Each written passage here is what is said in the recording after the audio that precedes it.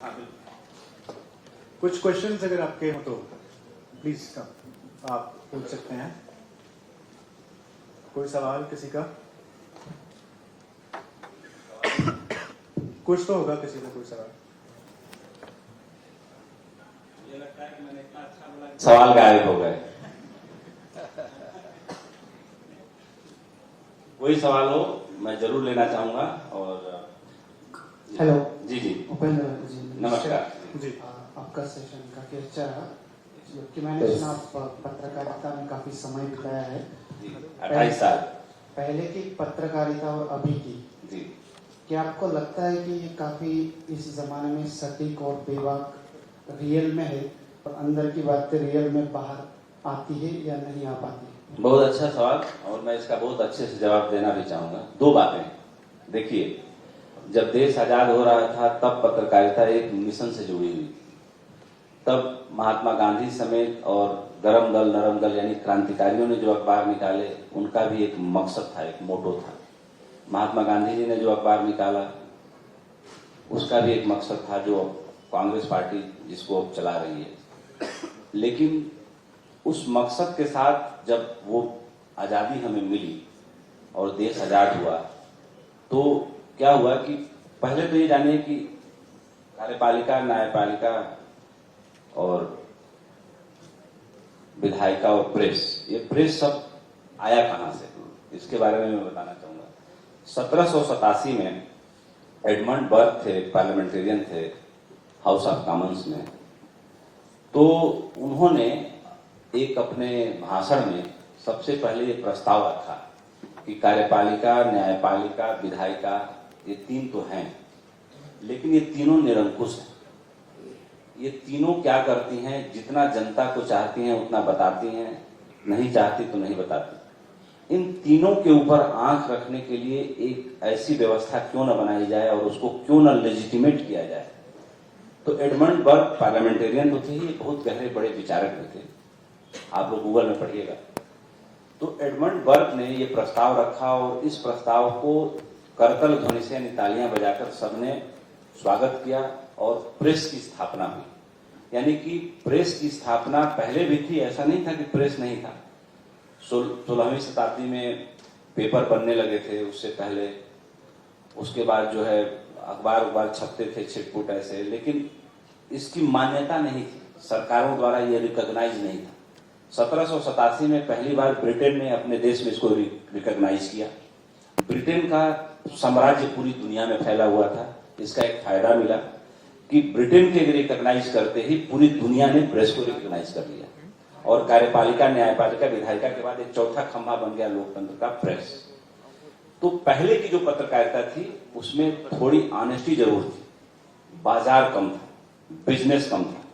लेकिन आज की जो पत्रकारिता है वो शुद्ध रूप से एक बिजनेस है और जो बिजनेस के ग्रामर को, पैरामीटर को नहीं समझता उसको अपना पब्लिकेशन, अपना चैनल बंद करना पड़ता है। अब मेरे जैसे आदमी के सामने भी जो दोनों को समझता है, बड़ा धर्म संकट हो जाता है कभी कभी। क्यों? क्योंकि अगर लोगों की सैलरी है, 1000 आदमी जुड़े हुए हैं, 525 आदमी तो नोएडा हेडक्वार्टर में काम करते हैं, तो उनको सैलरी तो देनी है, उनको भूखे तो नहीं मार सकते। उनकी एक लाइफ स्टाइल है जो उसी सैलरी से चलती है, उनके बच्चों की फीस है। तो पहले जो था वो ऐसा था, अगर कहूं क्षमा मांगते हुए, कि अखबार में पहले खबरों के लिए जगह सुनिश्चित की जाती थी। आज अखबार में विज्ञापन से जो जगह बच जाती है वही अखबार छपता है। तो ये बड़ा कड़वा सच है जिसे मैं भी पीता रहता हूं, लेकिन मैं जरूर संतुलन रखने की कोशिश करता हूं कि अभी भी जैसे मेरे भारत एक्सप्रेस चैनल किसी भी प्लेटफॉर्म पे आप जाइए, अवेलेबल है, गूगल पे भी जाइए, यूट्यूब पे भी जाइए, वेबसाइटों पे जाइए, टाटा पे, एयरटेल पे, डिश पे, सन डीटीएच पे, वीडियोकॉन डीटीएच पे, डेन पे, हैथवे पे, इन पे, नेस्ट पे, कोई भी प्लेटफॉर्म लीजिए। अब इसके लिए भी बहुत पैसा खर्चा करना पड़ता है चैनल को। जैसे पिछले साल जो डिस्ट्रीब्यूशन का बिल था वो 75 करोड़ रुपए था। इस साल का बिल जो है, क्योंकि अब हम 2 साल पुराने हो गए हैं, 2 साल पुराने चैनल हो गए हैं, तो इस साल का बिल जो है 60-65 के बीच है, 10 एक करोड़ हमारी टीम ने डिस्काउंट लिया होगा लोगों से बातचीत करके। तो अब जो है बिजनेस प्रथम हो गया है, पत्रकारिता द्वितीय हो गई है। पहले के जो पत्रकार थे वो सही अर्थों में मिशन बेस्ड पत्रकारिता करते थे। आज के जो पत्रकार हैं वो ज्यादातर फैशन बेस्ड पत्रकारिता करते हैं। हाँ, ये जरूर है कि अभी भी जब पानी सर से ऊपर जाता है तो कुछ अच्छे लोग हमेशा होते हैं। जैसे वाल्मीकि जी ने रामायण लिखी, तुलसीदास जी ने उसके बहुत बाद लिखी, हजारों साल बाद लिखी। तो वाल्मीकि जी के रामायण में भी चोरों का, डाकुओं का जिक्र है। वाल्मीकि जी स्वयं थे, यानी कि उस टाइम भी अनाचार, कदाचार, सदाचार सबका जिक्र है, व्यभिचार सबका जिक्र है। क्यों? क्योंकि उस समाज में भी था।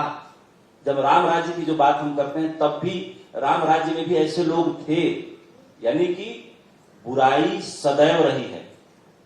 पहले ये था कि भाई कभी रहा होगा कि देवता और दानव अलग अलग रहते थे पहले। उसके बाद ऐसा हुआ कि साथ साथ रहने लगे। उसके बाद ऐसा हुआ कि दोनों चिन्हित हो गए। और आश्चर्य देखिए कि देवता और दानव एक ही माँ की संतानें हैं, कश्यप ऋषि की पत्नी माँ अदिति की। और अब ऐसा हो गया कि देवता और दानव हमारे शरीर में ही रहते हैं, यानी उनको कभी हमारा अच्छा पक्ष जग जाता है, कभी हमारा बुरा पक्ष जग जाता है। तो पत्रकारिता में अभी भी बहुत अच्छे लोग भी हैं, लेकिन क्या होता है कि एक कालखंड होता है। ये वो कालखंड है जो पत्रकारिता को बिजनेस की तरफ ले गया। पत्रकारिता को अब बाजार चलाता है, पत्रकारिता को विज्ञापन देने वाले चलाते हैं।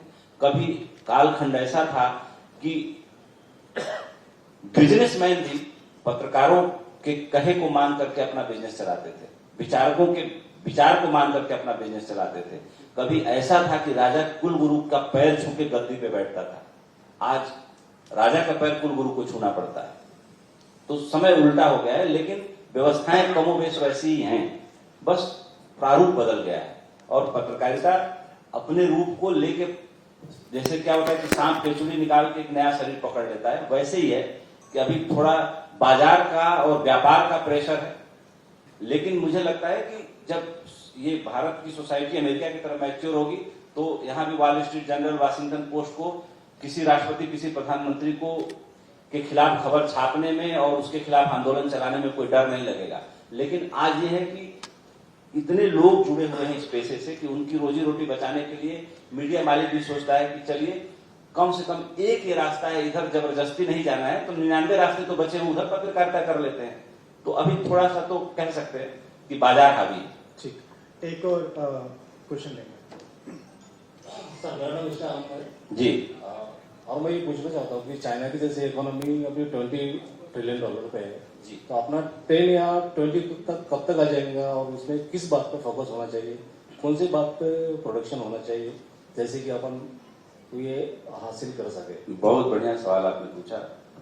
देखिए, कोई भी दुनिया की अर्थव्यवस्था कब ग्रो करती है, जैसे थोड़ा सा मैं पीछे ले जाऊं, जब आदमी ने आग का आविष्कार नहीं किया था, जब मैं पूरे युग को 6 हिस्सों में बांट देता हूं तो उससे आपको बहुत समझने में सरलता मिलेगी। पहला क्या था कि गैदरर्स और हंटर्स का युग था, यानी कि हम कीड़े मकोड़ों के बाद सबसे निरीह और कमजोर प्राणी थे इस पृथ्वी पर। सूर्योदय होने के बाद हम निकलते थे, हमारा प्रवास अपनी जान बचाने के लिए पेड़ों पे होता था, और सूर्यास्त होने से पहले ही हम छूट जाते थे। हम सबसे कमजोर लोग थे। उसके बाद एक घटना घटी कि आदमी ने आग का आविष्कार किया, और फिर आदमी के हाथ में पहली बार ताकत आई। तो एक तो ये युग हुआ जब हम जानवर थे, शिकारी की तरह ही थे, थोड़ा बहुत मिल जाता था, महीनों में 1-2 बार खाने को मिलता था। क्यों? क्योंकि हम कमजोर थे, दूसरे जानवर ही हमें खा लेते थे। तो एक तो वो युग था गैदरर्स हंटर्स। दूसरा युग आया जब आग का आविष्कार हुआ। आग के आविष्कार के बाद हमें करीब करीब 1 लाख साल लगा खेती का आविष्कार करने में। तो गैदरर्स हंटर्स के बाद हम खेती यानी कृषि युग में आए।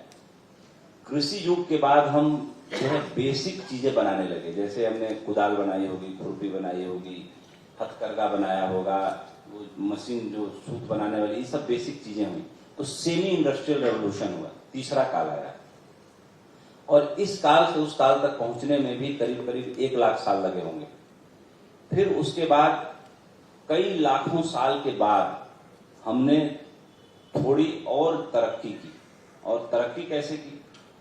जो हमारा पुराना अनुभव था उससे हमने अपनी सुरक्षा तो की, क्योंकि जब आग का आविष्कार हमने कर लिया तो हम शेर को भी डराने लगे, हाथी को भी डराने लगे, यानी जीवों में हम सबसे ताकतवर हो गए। फिर उसके बाद हमने समूहों में रह के खेती चालू किया, फिर हमने छोटे मोटे कल पुर्जे बनाने चालू किए। फिर उसके बहुत बाद जो है हमने इंडस्ट्रियल रेवोल्यूशन की तरफ कदम बढ़ाया। और इंडस्ट्रियल रेवोल्यूशन ये हुआ कि हम कपड़ा बनाने लगे तन ढकने के लिए, हम छोटे छोटे कलाकृतियां बनाने लगे, मूर्तियां बनाने लगे, जो है नेचुरल पौधों से रंग बनाने लगे, जो बहुत बेसिक सा इंडस्ट्रियल रेवोल्यूशन हुआ। ये हम चौथे काल में प्रवेश किए। 5वां काल जो है फुल इंडस्ट्रियल रेवोल्यूशन हुआ, जिसमें हमने बड़ी बड़ी मशीनें बनानी चालू कर दी। यानी भारत की बात नहीं कर रहा हूं मैं, पूरी दुनिया की बात कर रहा हूं। उसके बाद 6वां काल आया, जब हम इंफॉर्मेशन टेक्नोलॉजी, कंप्यूटराइजेशन, जो इस 20वीं शताब्दी में हमारे, अब उसके बाद इसी शताब्दी में एक और मैं कह सकता हूं कि अच्छी चीज हुई, जिसको आज के डेट में स्टार्टअप कहते हैं। और स्टार्टअप है क्या? स्टार्टअप वही देश ज्यादा अच्छा कर पाते हैं। जैसे अमेरिका स्टार्टअप में नंबर 1 है, अमेरिकी कंपनियां वर्ल्ड में नंबर 1 है। क्यों है? क्योंकि जैसे मान लीजिए यहाँ पर 50 चीजें रख दिया जाए और कोई अच्छा पाक शास्त्री होगा तो उनको जोड़ के नए नए डिश बना देगा।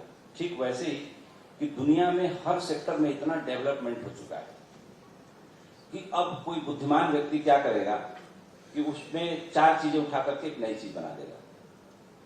तो ये जो 7वां युग मैं कह रहा हूं, 6 युग में तो लिखा पढ़ा गया है, मतलब कोई नई बात मैं नहीं बता रहा हूं, मैंने पढ़ा है, मैं आपको बता रहा हूं। लेकिन ये 7वां जो मैं मानता हूं कि स्टार्टअप भी है, ये 7वां युग। जैसे एक और एग्जाम्पल बता दूं कि आपने पूछा, उसमें मैं आ रहा हूं कि जैसे सन 75 में हमारे यहाँ अनाज के पैकेट बाजारों में बिकने लगे, उस पर फोटो होता था कि ये गेहूं का ऐसा बीज होगा, टमाटर इसमें ऐसा दिखेगा, इतना बड़ा दिखेगा। तो 1975 में इसी पुणे में आचार्य रजनीश ने, ओशो ने एक प्रवचन दिया था, जो मैं सुना कहीं।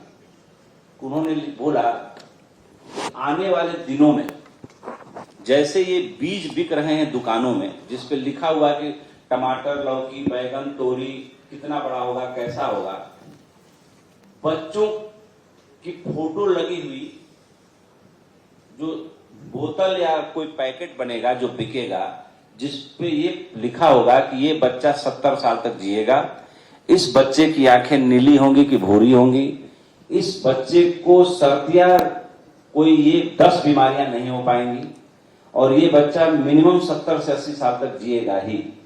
अब देखिए उस रहस्यदर्शी आदमी की सन 75 में दिया गया प्रवचन इसी पुणे शहर में, आज हम बैठे हुए हैं ठीक 50 साल बाद, और 50 साल बाद ऐसा संभव हो गया जीन थेरेपी के जरिए कि अगर माँ के गर्भ में पता चला कि बच्चे के दिल में छेद है तो उसको ठीक किया जा सकता है। अगर पता चले कि पूरे खानदान में सबको किसी न किसी को कैंसर होता है, उसको ठीक किया जा सकता है। अगर आप चाहते हैं कि मेरे बच्चे का कलर गोरा हो तो बच्चे का कलर गोरा किया जा सकता है। आप चाहते हैं कि बच्चे की आंखें ब्लू हो, नीली हो तो नीली होंगी। आप चाहते हैं कि ये बच्चा 80 साल से पहले नहीं मरेगा और ये 50 बड़ी बीमारियां इसको नहीं होनी चाहिए तो नहीं होंगी। ये टेक्नोलॉजी आ चुकी है इस दुनिया में।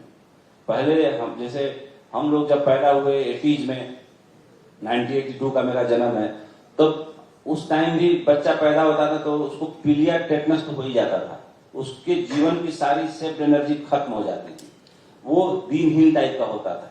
लेकिन अब जो बच्चा माँ कंसीव करती है, मैंने कंसीव के दिन से लेके पैदा होने के दिन तक उसकी पूरी एनर्जी बची रहती है, उसको कोई बीमारी नहीं होती, एकदम हेल्दी ताजा बच्चा पैदा होता है। उसके अंदर का जो आईक्यू लेवल होता है, जो उसका जो ब्रिलियंस होता है, वो कमाल का होता है। पहले ऐसा नहीं होता था, पहले बच्चे बीमारी पैदा होते थे। अब आपकी बात की क्यों, अगर 70% आबादी युवा है इस भारत देश की, अगर भारत सरकार और सारी प्रदेश सरकारें एक संकल्प ले ले कि हमें जैसे भी हो दुनिया में पूंजी जुटा करके अपने को इंडस्ट्रियल हब बनाना है, प्रोडक्शन का हब बनाना है। चाइना सिर्फ एक कारण से आगे है, क्यों? क्योंकि वो सस्ते दरों पर पूरी दुनिया के लिए सामान बना देता है। जैसे कि एग्जाम्पल दूं, मैं नाम लूंगा तो अच्छा नहीं होगा। बहुत सारी कंपनियां हैं बंबई शहर में, दिल्ली शहर में, जो क्या करती हैं कि जिस बाल्टी की, जिस मग्गे की लागत 2-5 रुपए आती है, जिस बाल्टी की लागत प्लास्टिक की जो अपने बाथरूमों में रखते हैं 10 रुपए 20 रुपए आती है, यहाँ की कंपनियां थोक में चाइना से सामान मंगवाती हैं, थोक में, और हमारे आप जैसे लोगों को 2-2 हजार रुपए में बेच देती। तो एक बार कहीं मैं पढ़ाने गया था बच्चों को, तो मैंने बोला, मैंने कहा देखो बच्चों, मैं कोई चाइना की तारीफ नहीं कर रहा हूं, हर आदमी से अच्छी बातें सीख लेनी चाहिए, हर देश से अच्छी चीज, अच्छी टेक्नोलॉजी ले लेनी चाहिए। चाइना को मैं ज्यादा नेशनलिस्टिक मानता हूं इन अर्थों में कि वो अपने देश की जरूरत तो पूरा कर ही रहा है, दुनिया के 37% जो जरूरत है उसको भी पूरा कर रहा है। और हमारे यहाँ के कुछ लालची व्यापारी 10 रुपए 20 रुपए की लागत वाली बाल्टी को हमारे यहाँ के ही, हमारे आप जैसे और गरीब लोगों को 2-2 हजार रुपए में टिका रहे हैं। ये देशभक्ति है या वो देशभक्ति है? मुझे लगता है कि अपनी जरूरत पूरा करके दूसरों की भी जरूरत पूरा कर देना, ये ज्यादा अच्छा काम है, इससे समाज का ज्यादा भला होता है। लेकिन हमारे देश के लोग वहां से ले आते हैं, लेबल चिपकाते हैं और हम ही को ज्यादा महंगे दामों में बेच देते हैं। तो हमारे यहाँ के जो बिजनेसमैन वो ज्यादा देशभक्त नहीं है, वो थोड़ा सा उसमें डाकू है, कहीं ना कहीं थोड़ा उनके अंदर डाकू है। अगर 20-25 रुपए लागत है उस बाल्टी की, उसको जो है 2000 की जगह वो 1500 में बेचते या 800 में बेचते, तो मुझे लगता है ज्यादा ठीक। ये एग्जाम्पल दे रहा हूँ, मैं किसी कंपनी का नाम नहीं लूंगा, वो मेरे मुंह से लेना ठीक नहीं है, क्योंकि उस पर केस मुकदमा होगा, फिर मुझे साबित करना पड़ेगा, तो वो उस दिशा में मैं जाना नहीं चाहता। लेकिन इतनी बातें आप लोग भी समझते हैं। ठीक, thank you so much sir. Sir we are running short of time, अगले सेशन के लिए सारे स्पीकर्स वेट कर रहे हैं, लेट हो रहा है, प्लीज प्लीज। बहुत बहुत शुक्रिया, बहुत बहुत धन्यवाद। जय हिंद, जय भारत। मैं NDT chairman professor Dilip Sudhakar Marathi ji से अनुरोध करता हूँ कि वो हमारे आज के गेस्ट स्पीकर का सम्मान करें।